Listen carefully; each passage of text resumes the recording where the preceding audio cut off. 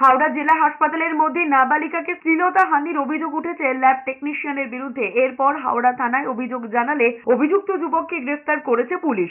আমরা এমন একটা রাজ্যে বসবাস করছি যেখানে আরজি করের মতো এরকম ঘটনা হবার পর যখন সারা পশ্চিমবঙ্গ, সারা ভারতের মানুষ রাস্তায় রয়েছে, তার মধ্যেও একটা লোকের এতটা সাহস হয় যে সে একটা মেয়েকে ধর্ষণের চেষ্টা করতে পারে, মোলেস্ট করতে পারে। কতটা সাহস আমরা প্রশাসন হিসাবে, সরকার হিসাবে ধর্ষকদের দিয়েছি সেটা আমাদের ভাবা উচিত। সুপার বলছেন যে ভদ্রলোক কাজটি করেছেন, যে লোক এই কাজটি করেছেন, তিনি নাকি কন্ট্রাকচুয়াল স্টাফ, তিনি পার্মানেন্ট স্টাফ নয়। এখন এই প্রশ্নও তো আমাদের করতে হবে, হাওড়া হসপিটালের মতো একটা ইম্পর্টেন্ট হসপিটাল, সেখানে পার্মানেন্ট স্টাফ থাকবে না?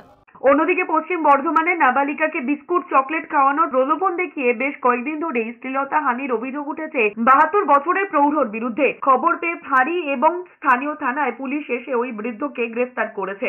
এছাড়াও নদিয়ায় বছর 12 নাবালিকাকে জিনিস কিনে দেওয়ার নাম করে কলাবাগানে নিয়ে গিয়ে ধর্ষণের অভিযোগ উঠেছে প্রতিবেশী যুবকের বিরুদ্ধে। কৃষ্ণগঞ্জ থানায় লিখিত অভিযোগ দায়ের করেছে নির্যাতিতার পরিবার। আমাকে বললো, মামি বোনকে নিয়ে আসছি দোকানে, আমি খাবার কিনতে, খাবার খাবে বলছে, তো নিয়ে আসি।